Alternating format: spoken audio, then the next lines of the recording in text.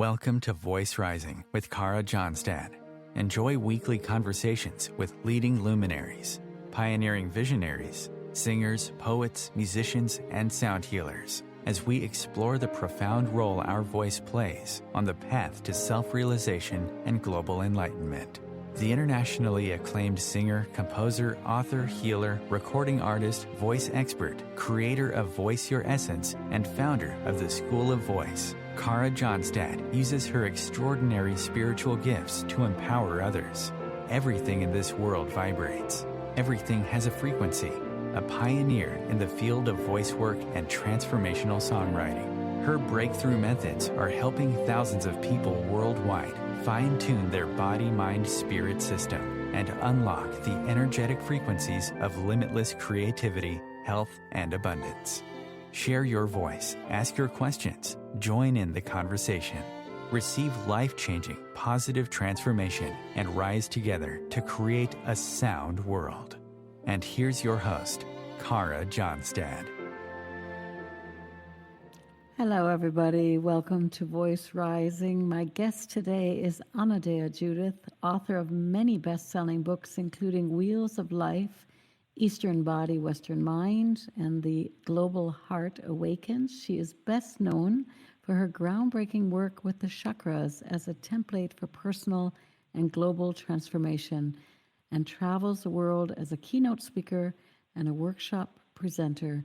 Anodea Judith has a vision for our world, and we're going to talk about this vision today. She is creatrix of the She Rises movement, awakening our female archetypes of leadership, and has just released a gorgeous card deck with so many wondrous stories to empower all women to rise up. Welcome, Anodea, to the show.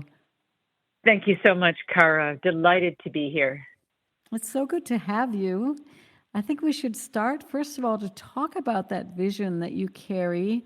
The She Rises movement is really igniting now on that global level. You carry that vision to help women reclaim their superpowers and step into leadership roles.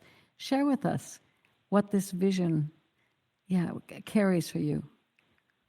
Well, as a woman that just entered my 70s, I have been alive through the beginning of women's liberation back in the 60s when that was a movement. And women were, coming out of their kitchens and laundry rooms and, burning their bras and talking about who they were and trying to figure out what was next. And at that time, women made a lot of strides into the workplace and having more power in different areas of life. But one of the places that women have not advanced as much is in the area of leadership.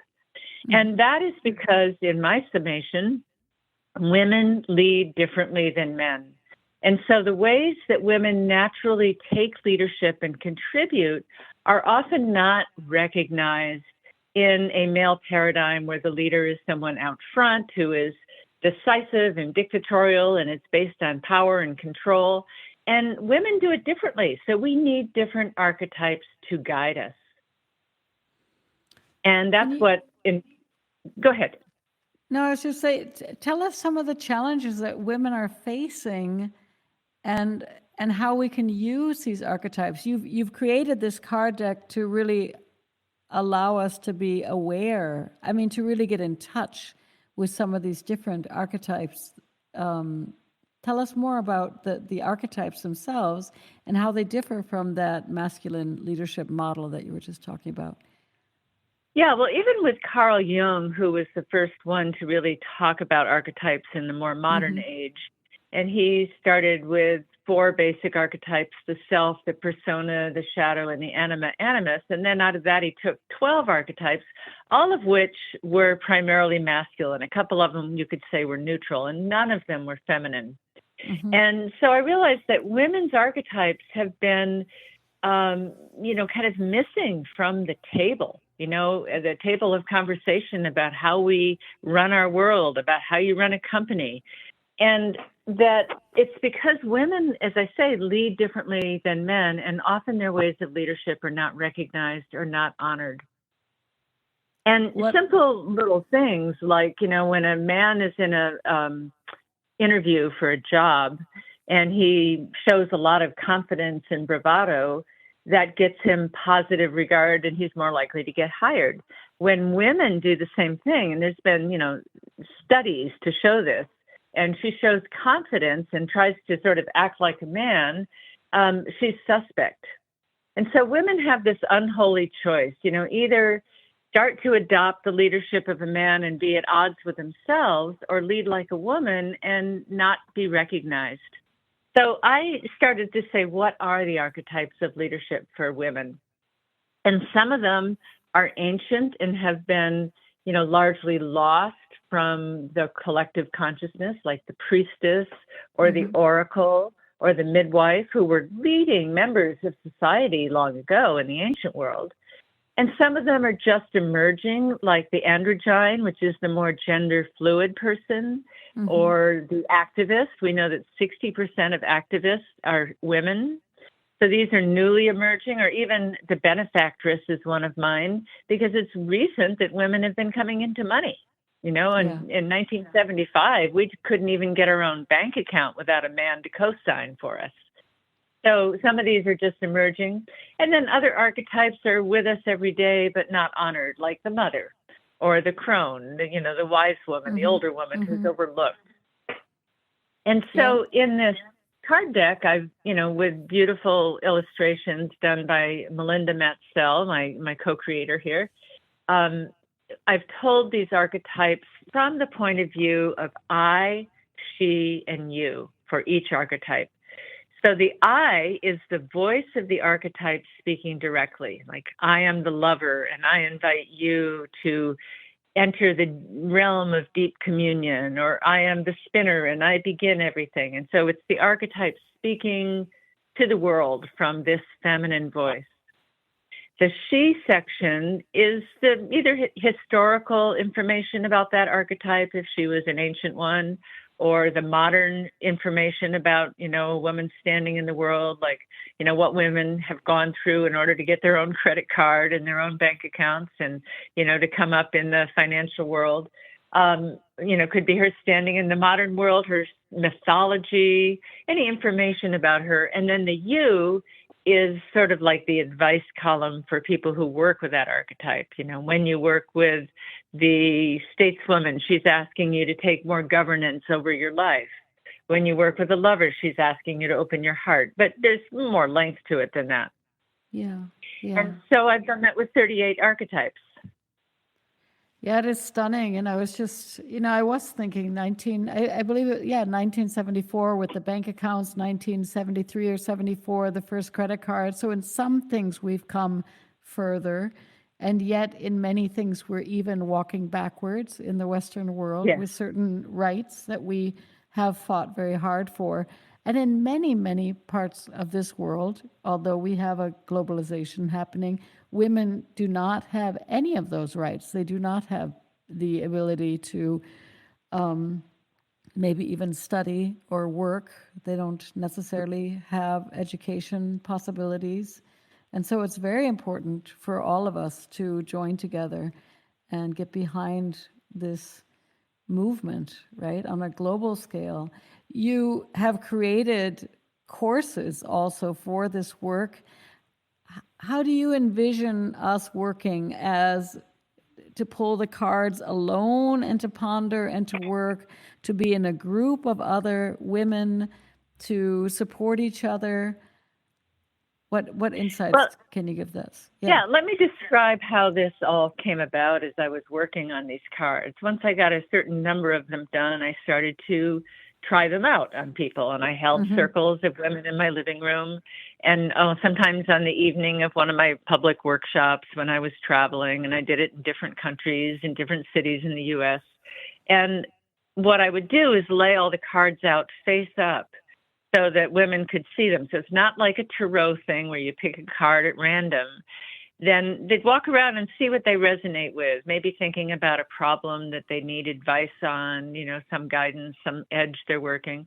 They'd take the card back to their seat, and rather than, cards in a book like most tarot decks, I put all the information on the card itself. So it's like a greeting card, and you can read it. And so they'd read about it. And then, after a meditation of really taking the archetype into you, I'd have the women stand up and read the I portion out loud as if it was them. And I was amazed at what happened. Women would cry, they would laugh, they would shake, they would say they were seen for the first time, they would tap into something in themselves that had been unrecognized, and they would be moved by each other's presentation of that. Mm-hmm. So I realized it's not about the cards themselves, it's about the enactment of that archetype that the cards can trigger. And as women ignite that in themselves, there's certain powers awaken that had been dormant. So then for my 70th birthday, I decided to take this to the stage, and I created a stage performance of 18 of the archetypes. And one of them was male and the rest were female. And it was a big hit, and we had live music and, costumes and dancing and fanfare. So it was a whole stage production. And then people have said, oh, I want to do that in this city. I want to do that in that city. And that's really what gave me the idea of taking this into a movement. And so I'm training women right now. I'm offering my first course in the She Rises leadership training, which is to train women in how to conduct these circles that I've been doing, where they can even make a little money doing it. They could sell the cards, buy them at, discount and sell them for full price, so they can make a little money on the side, and it can prosper from woman to woman and awaken this. And then part of the She Rises leadership training will be a She Rises visionary circle. So for the women visionaries that want to take it maybe into live stage events, take it into the schools, take it into, government, whatever, that can arise out of that. So that's kind of the short view of it. Do you think it's a lot to do also with them owning, or us, I can't say them, I mean, the two of us are beautiful, strong women, owning our voice when someone says, I am priestess, or I am lover, or I am, right? I mean, has it to do that we're able to, I guess because my passion is voice, right? And I often find this, that when people, when you write something, your truth, it is empowering, and yet nobody has seen it or heard it. You can keep it relatively private. But when you stand and say, I am this, or she is that, there's a resonance that happens in the whole room through the voice. Exactly. There is an activation that occurs. And there is, they could read it to themselves, and that activation doesn't happen on the same level, And so when the woman stands up, and then I'll give people coaching in their voice as they read it.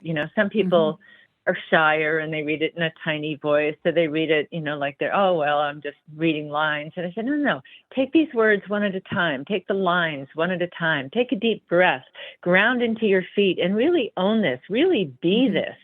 And I encourage them to change some of the words that are written to say, maybe as that voice comes through you, you have something else to say. And that is perfectly all right, speak that as well. At first when I started doing it, I said, well, just read the evocation, the I poem, and then say your own. And I found it was too much of a stretch. People couldn't do it. So now I have them read what's written and then add their own voice to it. Yeah. You give them a place of jumping off, so they're not just jumping into cold water. Share with us the difference between archetype and a stereotype. So how can we understand the difference between a stereotype and an so archetype? One way of looking at it, archetypes are eternal. They have a story. They have a depth. They're multifaceted. They have light and shadow. They have masculine and feminine. So there's a depth to archetypes. Stereotypes are more like your cartoon characters. They're flat. They're transient. They're, like the sexy woman on the billboard who's reclining with a glass of champagne, advertising something or other. That's a stereotype. You look at her and you don't see her struggles in life. You don't see the depth of a person. She's sort of, whatever the cultural model is of pretty and thin. She's not the archetype of the maiden or the lover. She's a stereotype. The man in the gray flannel suit with a briefcase is a stereotype. So stereotypes are flat. Sometimes they're called, the fast food of the archetypal language. And they're missing their depth. So I want to take people out of stereotypes. For instance, in my class last week, one woman, I asked people to pick a guiding archetype, maybe a famous person that had inspired them, like Michelle Obama or Ruth Bader Ginsburg, or, and one person picked Wonder Woman. And as she worked with it, we realized she's a stereotype. Wonder Woman does everything she does in high heels without an ounce of fat on her, and her makeup and her hair are always perfect. And, it's something that is not realistic. Right. And she realized that kind of perfectionism and stereotypical flatness had showed up in her life, and she was always getting disappointed by leaders because they weren't perfect. And it was a big revelation to her to realize she'd worshipped a stereotype and taken that perfection and didn't have an archetype, a real archetype to aspire into. Yeah, it's powerful. Not all of us can lead business meetings in stilettos the whole day long. Exactly. Our feet do get tired, right? Yeah, let alone run from an enemy across, a rocky mountain in your high-heeled boots. Exactly. You were talking at the beginning of the interview, you had the example of an interview, a situation where a man exudes confidence and would get the job, and a woman with that same confidence might not have that same reception. How do you, and yet I was thinking about it because there are so many beautiful, strong, confident women, and we don't want to pull back. We don't necessarily want to take back that confidence, right? That beautiful presence that we have. What are some of the differences that you see? Are women more collaborative and more community oriented, where and now we're generalizing, but the male archetypes are maybe more single focused and leading from top to bottom? Or what are some of the different archetypes that you see? Exactly. Women lead in a more collaborative, contributive fashion. Men lead in a more, dictatorial fashion. I've got the plan and I'm telling everybody else what to do. And, that puts a lot of pressure on men to know the answer, to be right. It's very lonely. And women tend to, bring in everybody else. How can we work together here? They tend to cooperate more. There tends to be more kindness. And actually less certainty, which invites more collaboration. There were two people who wrote a book called The Athena Doctrine. I would actually have to look up the names for a moment, but and they did a study of 18 countries and 75,000 people, I think it was, with many questions about what would make our world better if there was, and it wasn't about men and women per se, but it was about, if leaders had more cooperation or more collaboration or, more vulnerability. And they found that 2/3 of the world across all these countries felt, and these two men wrote this book, and their conclusion was 2/3 of the world think we'd be better off if men thought more like women. And that's their exact words. And I don't actually like to say it that way because it kind of puts down men. And this is not about putting down men in any way, shape, or form. But if the feminine values were more present at the table, if the feminine values of cooperation and collaboration and kindness and helping each other up were more prevalent in our governments, in our institutions, in our workplaces. And studies have also shown, that women, corporations, for example, with more women on their board of directors have better stock performance. They're more profitable in the long run. They have less employee turnover. And yet, in the Fortune 500 companies, only 7.4% of Fortune 500 CEOs are women. So we have a real dearth of women in those leadership positions. But, studies show that the company actually fares better. countries that have more women in their governing boards have a longer life expectancy overall average of the country. This just came out the other day. Peace accords, when they are signed by a woman, international peace accords, the peace lasts longer, and the agreements are more kept by the people. But we have only had one woman in the Philippines who signed an international peace accord ever. So, what it shows is when women participate more, things go better. Yeah, and I think also there's a huge discrepancy also still on women doing the same jobs as men, being in the same CEO positions, and yet they're earning, 20-30% less than their male counterparts, which and that's is true. Unbelievable. Yeah, it's actually, in the U.S., it is now 82 cents on the dollar of women's earning to men. But 20 years ago, it was 80%. So we've only come up 2% in the last 20 years, where you'd think women have made much more stride. It was, around 60 cents back in 1975, and it even went down for a while after that before it went up. So, that pay gap is very real. We have many more women graduating from college than men and getting advanced degrees, but women are still earning less than men with the same education. So there's still a lot of inequities. But this isn't just about lifting up women, although it is. It's more about where women are missing in the conversation, where women are not included, where women's voice and their values are not given equal weight to men in how we create our world. Yeah, or where the society is not supporting. I mean, women, they're giving birth to all of us, right? I mean, male or female.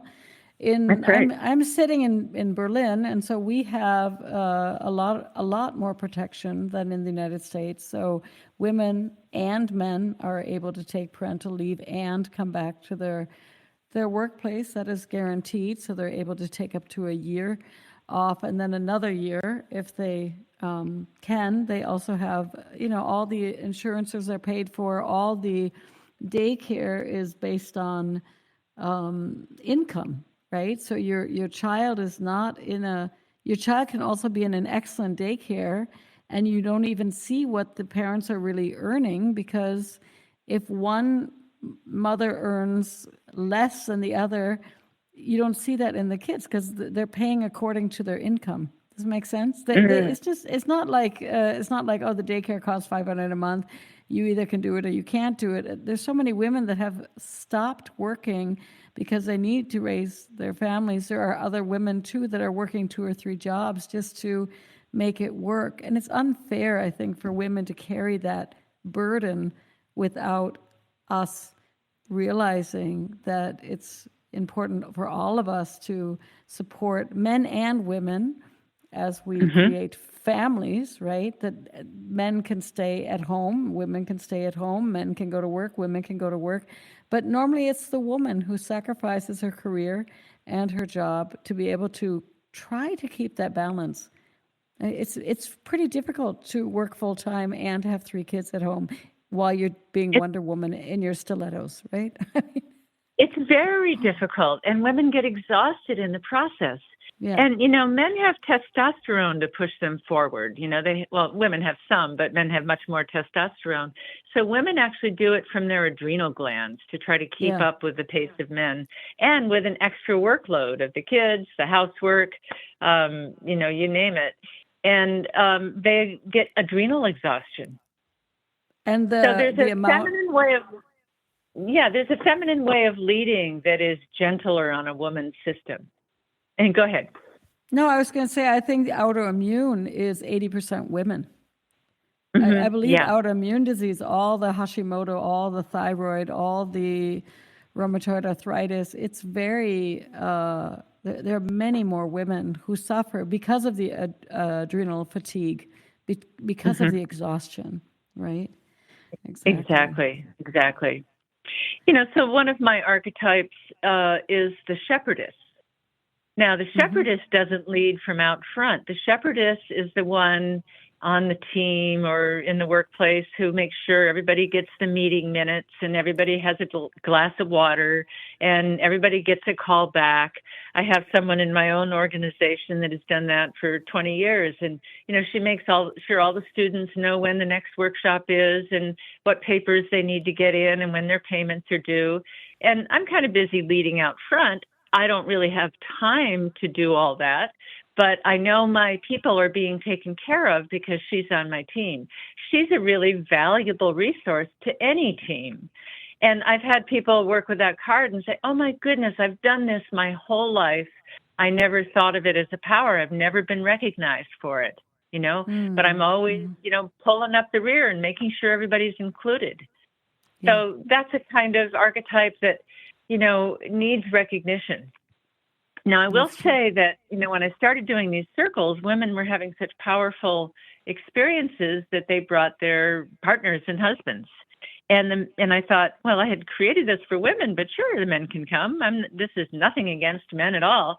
And then the men would pick a card. And I thought, well, what's going to happen when they do that? And they would do the same thing, and they would take the card to their seat and then stand up and read it as the I. And they were having extremely powerful reactions. Several of the men would break down in tears. One man who says, well, I'm going to pick the empath because I'm one of those typical men that's very out of touch with my feelings and I never feel anything. Before he could finish reading the card, he was bawling his eyes out. So it activates something in men that has been repressed as well, or it allows them to recognize it in the women they know, their wives, their daughters, their coworkers. Yes. Yeah, go ahead. No, yeah, exactly. That they can honor more the different qualities probably of their women, their wives, their coworkers, and also realize that they can also, I was going to say, there's a lot of pressure on men. I think there are a lot of men that would like to be more empathic. There are a lot of men that also need to deeply cry. There are men that also carry a lot. And exactly. Anodea, let's take a short break, and we'll be back in a couple of minutes and then go deeper into this beautiful movement.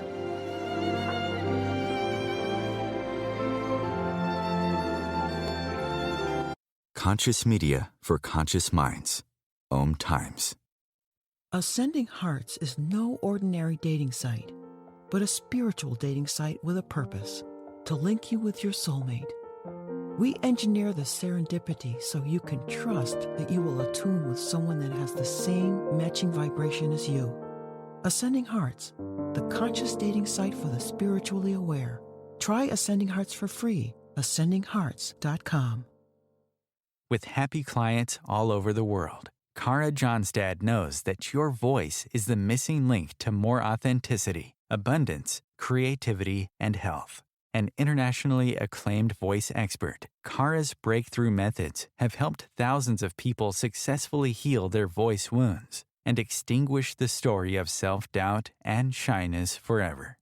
Join in group trainings, attend online sessions, schedule one-on-one time, and invite Kara to work with your organization and community. Get started today. Go to www.karajohnstad.com. and receive a special guided meditation designed to fine-tune your inner voice and welcome you on the voice journey. This is Kathy Beal, host of Celestial Compass, featuring astrology you can use. Celestial Compass points you to what's going on in the sky and what you can do with it down here on Earth. We also explore fun, effective, and cosmic tools for navigating this adventure we call life. Join me the first and third Monday of the month at 5 p.m. Eastern Time for Celestial Compass. It's enlightening, entertaining, and empowering. Host your show on IOM-FM, the radio network of OMTimes Media, one of the more recognized brand names in the conscious community, and is backed by the extensive marketing reach of OMTimes. Hosting a show on IOM-FM immediately connects you with our extensive dedicated community. You came across someone struggling with hunger. How would you recognize them? Would you notice an 8-year-old girl who's not excited for summer break because she may not be having lunch again until September? Or a war veteran who's having a hard time landing a job and getting back on his feet? I am the 1 in 8 Americans who struggle with hunger. I am hunger in America. Hunger can be hard to recognize. Learn why at IamHungerInAmerica.org. Brought to you by Feeding America and the Ad Council. Welcome back to Voice Rising. I am your host, Kara Johnstad, and today I'm with Anodea Judith, best-selling author, teacher, and visionary, and we're talking about the She Rises movement and her new deck of cards, which are the archetypes, awakening our female archetypes of leadership, and just basically how we can empower each other to rise big time. So Judith, I was thinking about, while we went into our break, I was thinking about a story I'd heard actually from Brene Brown, and she said she was doing this big reading and had brought out a book, focused very much on women and vulnerability. And she was at a book signing, and there was a guy who had picked up all these books to be signed, and the essence was, he said, why don't you write more about men? Because you just shared with us that a lot of the men that were coming to the circles, the She Rises circles, they were also having this profound transformation. And she was like, well, I do, why should I? And then he said, well, do you see those, my wife and my 3 daughters over there? And she said, well, yes. And he said, well, just so you know, I can never get off on my white horse. I can never be vulnerable if I don't come home and play the strong one. Basically, they don't know, basically she would leave me almost as, And that was her awakening moment too, to realize that we're all in this together. Like you said, it's not about women or men. It's about honoring the different ways we play with energy or that we show up and really thrive, right? I think that, and there's a lot of men that need also to be able to be tender and fierce. They need to be able to be empathic. They don't want to play the military general, right? Yeah. The archetypes for men are actually very narrow, and it doesn't allow them a lot of room.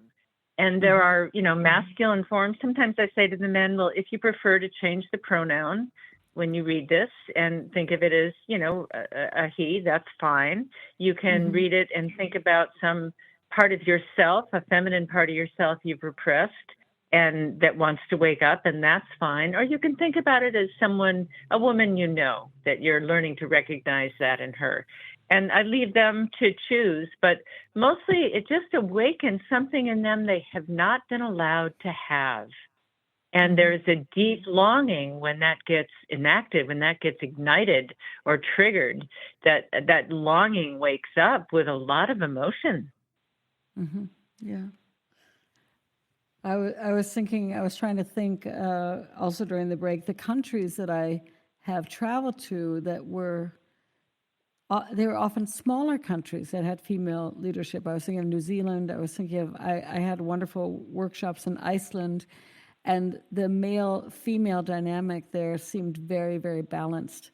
And it's interesting that the bigger power countries often have the male leadership, right? I mean, exactly. I was just thinking how many countries have female leadership? I mean, Germany had our chancellor for a long time now is Angela Merkel, but even she too was trying to hold, step out in a suit, a kind of playing that male role as a woman.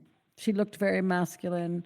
She was an excellent chancellor, but it's. I was just trying to think. Finland, they just voted her out. There's 23. Yeah, there's 23 women heads of state out of 194 of the major countries. So Wow. that's a very, very small percentage. And it was 22 until recently when in Peru, it just went to a woman because the other guy was corrupt and got ousted and she was the vice president. And now Peru is totally up in arms and not accepting her role, her rule, and it's in chaos. Not because it's her fault. She hadn't even started to govern yet. But yeah, a lot of this, really, I was really inspired to create this around the time of the U.S. election when Hillary Clinton was running. And I was watching all the comments that the press was making about her as she, was really one of the most qualified women and even statespeople to ever run for president. She'd been Secretary of the State. She knew everybody in the world. She'd been in the White House for 8 years with her husband. I mean, she was uniquely qualified. And they would talk about her hairstyle and her hemline and that maybe her voice was a little grating because she came across a little too assertive. And it just made me crazy. But I saw the, real challenge women have in walking this line between coming across as strong enough to lead a country or a corporation or any, strong leadership position. And, if they're too masculine, they're criticized. If they're too feminine, they're criticized. They have an unholy choice, and it's because we don't see that women lead differently. So what would you suggest for women? Because that is the tricky part. If we're too masculine, if we're too confident, if we're too straightforward, if we raise our voice, that is not looked well upon in certain circles. At the same time, if we're too demure, if we're too hesitant or shy or... So what choices do we have? How do we step forward into these leadership roles? Well, as we realize how women lead, which is, like I say, more collaboratively, more cooperatively, a woman that is going in for a job interview, she can say, they might ask her, well, how would you handle this situation if it came up? And rather than having to have the answer, she can give a more, well, I would unite the team and create a survey or, whatever she would do that would be a collaborative movement, or I would make sure everyone feels included, or I would, a lot of these roles have a spiritual component to them, some of that might not go so well in the job market, but, that we women have ways to tap into guidance, to spirit, to have help from their higher self, if you want to call it. That would be a good one, right? I would tap into my intuition and follow my higher self. And follow my heart. And follow my heart, which is actually what we probably would do. But like you said, if we're, state secretary or something. Well, although I have to say the corporations, I mean, I know poets. I mean, David White, he's working for corporations. They're also opening a little bit more to having maybe places where the people can come into more meditation or quiet. I think they are aware. I mean, this has nothing to do with the female roles, but they're aware that the feminine qualities, if they don't start integrating some of these things, people are going to be on sick leave, basically. Because exactly. Right? Exactly.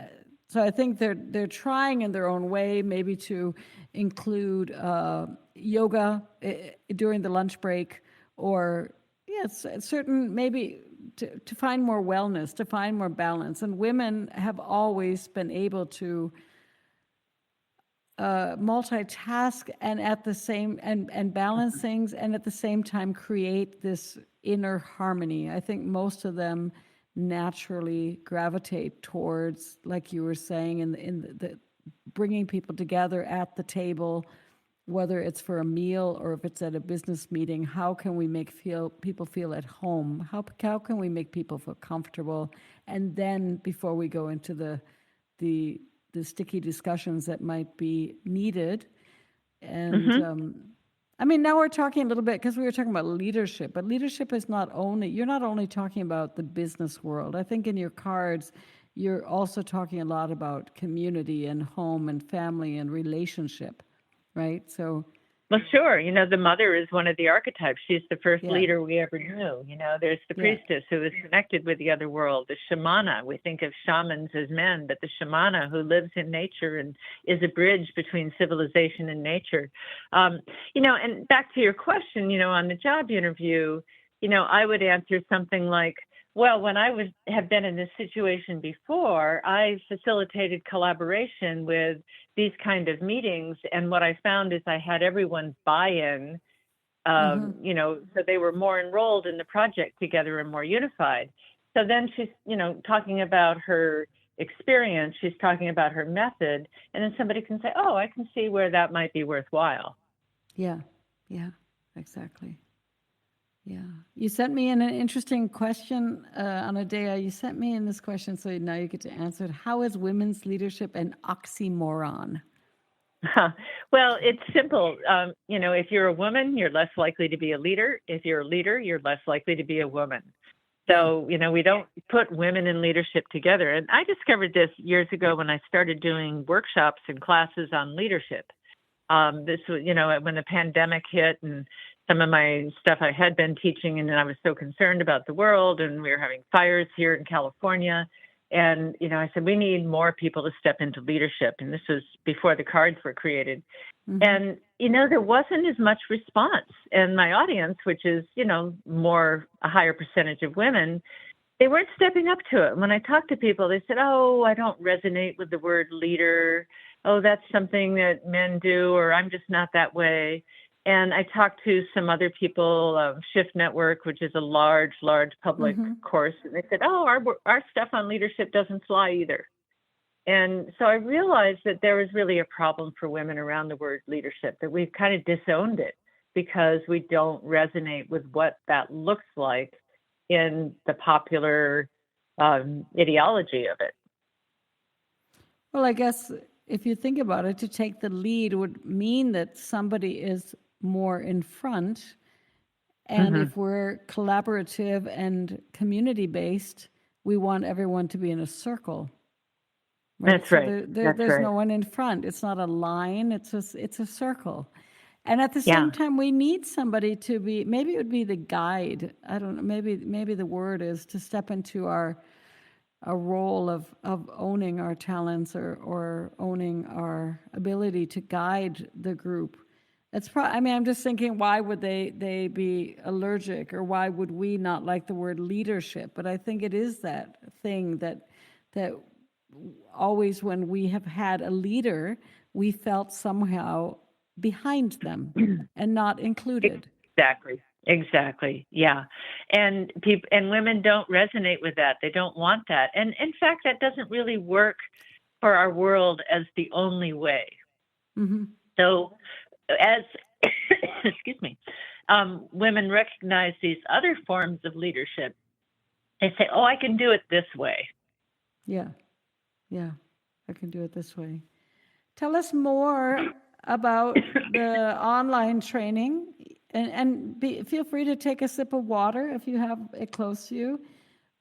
Sometimes it is a little bit challenging to talk for an hour and in such depth. So I know you do have a wonderful online training. You mentioned it at the beginning of the show that you're offering an online training at She Rises training that is using the archetypes, the 38 archetypes of these cards, and also inspiring other women to start She Rises circles around the world, empowering women to rise up.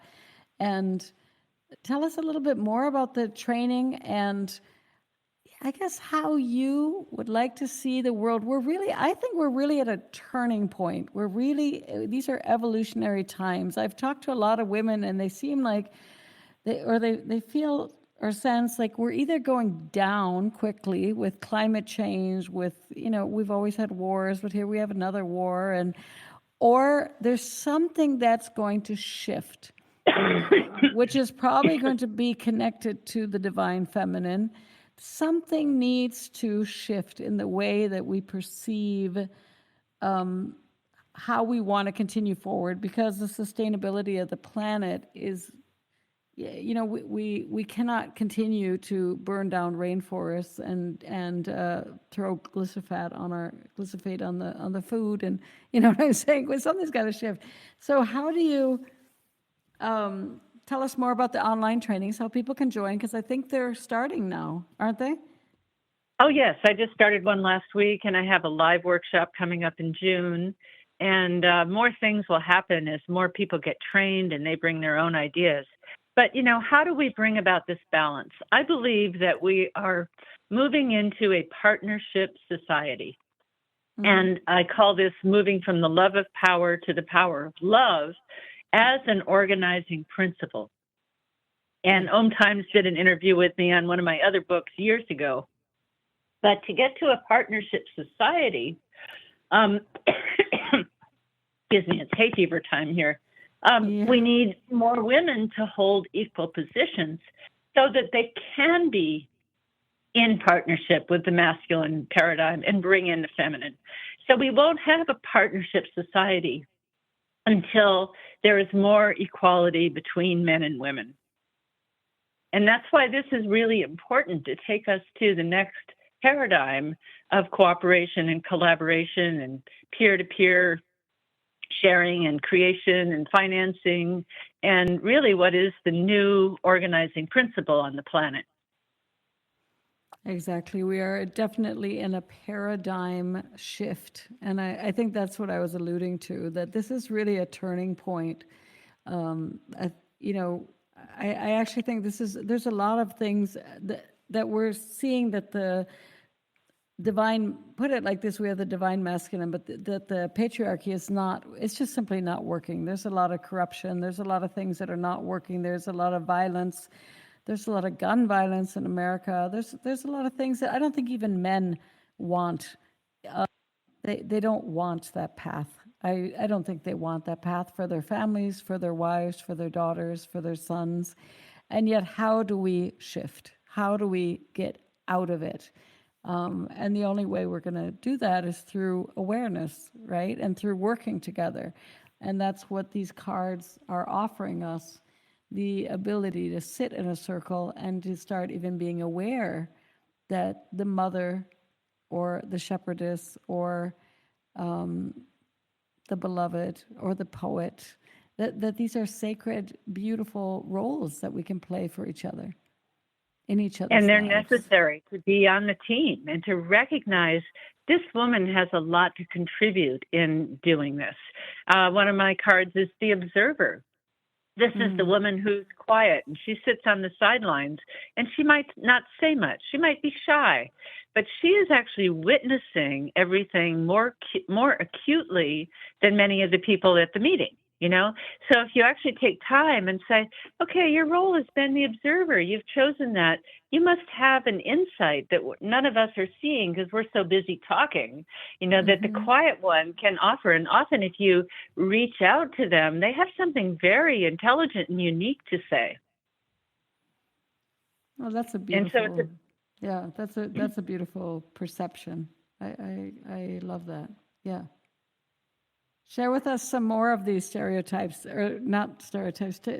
Share with us more of these archetypes, or more of the essence, I guess, of the woman that like you said, the observer, someone who's very shy and rarely speaks up, and yet she has so much wisdom to bring in. She often feels, I know women like this, they feel like they're being talked over, like people are talking over their heads, and yet they're very, very wise. What is one more that you can think about that we normally don't see as a leadership, but their wisdom and their insights are so important? Well, the maiden, for example, in the old goddess traditions, there was the maiden, mother, and crone as the Holy Trinity. But the maiden is the young woman. Now, young women are typically discounted, and they're seen, if anything, as sex symbols. Well, she's pretty, and that's her value. But the young maiden has a fresh perspective. She has a unique, nobody's thought about this before. If we reach out to our youth today who are growing into this planet that we are ravaging, they have some unique things to offer. They may not have the experience to back it up like the older woman, but it's worth listening because they have a fresh perspective. The yogini is a women's archetype that is emerging.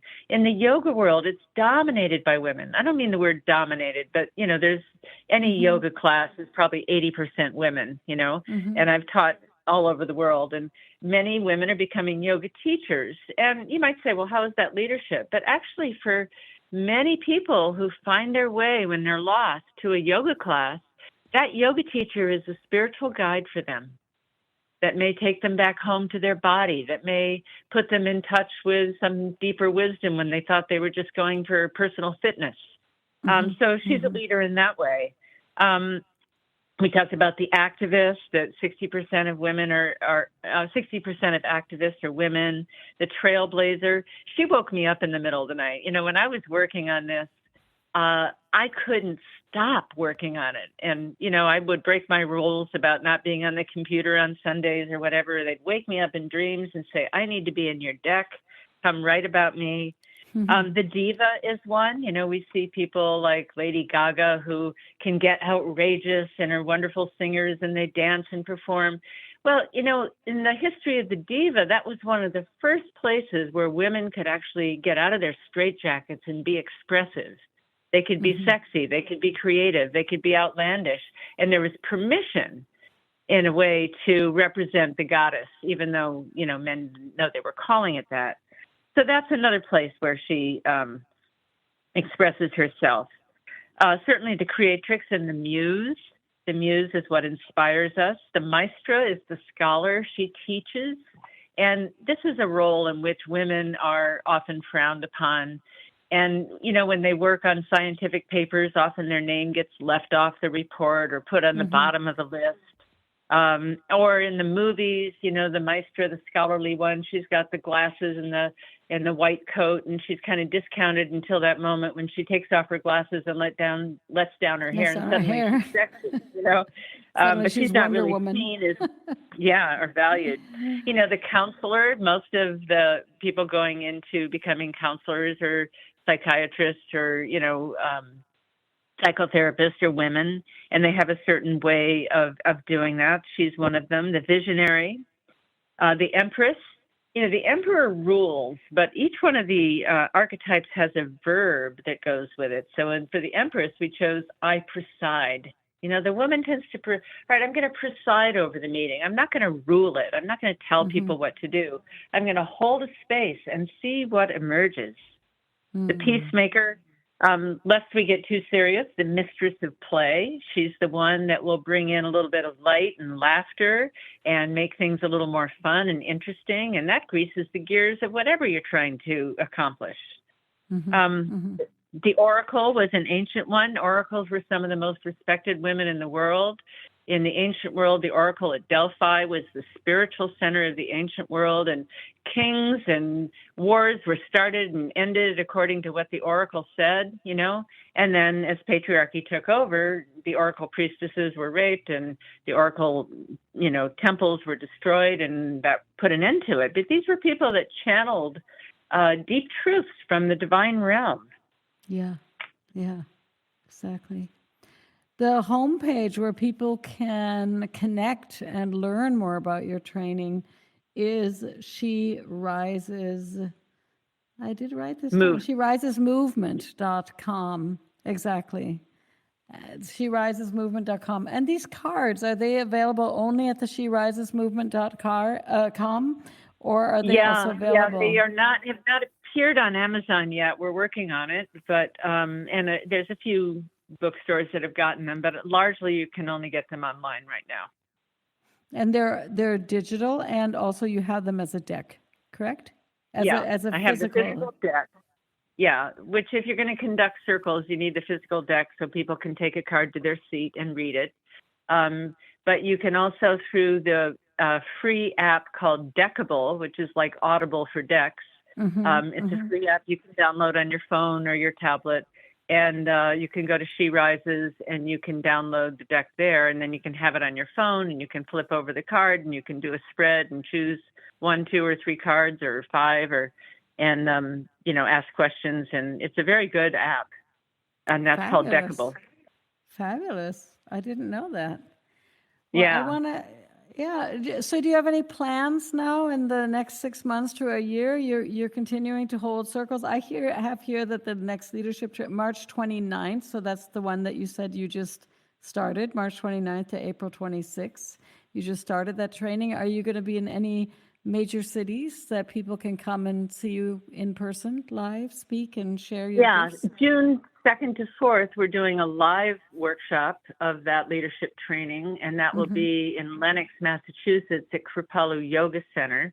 And I'm doing one in late October in Asheville, South Carolina. And we'll see what emerges as I do this. We'll see what emerges. I would like to do the She Rises live event again. And, I'm also working with a musician who did the music for that event, where the leaders would also get links to music that actually enhances each archetype. Because we had walk-on music for each archetype. So we had very stately music for the Empress, and very sexy music for the Lover, and very sweet, soft music for the Maiden. So that completes it. Beautiful. Anodea, thank you so much for being with us today at Voice Rising. It's amazing work that you're doing for all of us, and thank you so much again for being here. Thank you, Kara. Bye-bye.